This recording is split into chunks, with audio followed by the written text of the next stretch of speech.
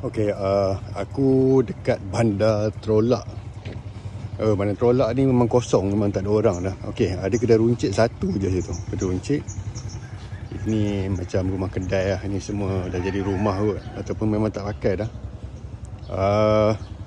Tapi yang best dia ada basikal rare. Ini basikal ni ada harga tau. Ini basikal ni. Ini memang basikal lama ni. Yang original. Okay, so memang tak ada kedai buka lah. Okay, yang tu jambatan lama 1939.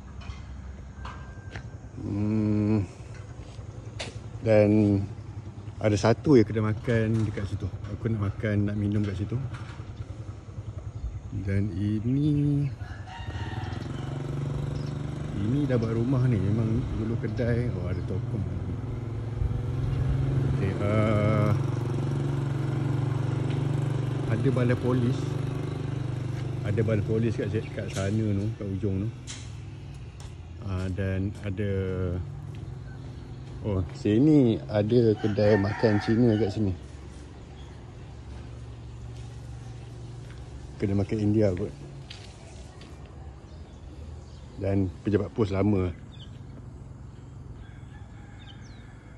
Okay, jom kita pergi makan dekat situ.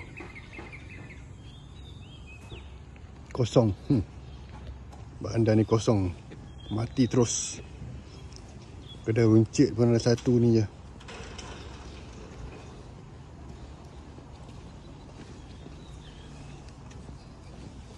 Itu pun barang-barang ni tak banyak pun. Ini kalau nak beli barang kena ketuk dulu. Ini pun cantik dia punya hiasan dia.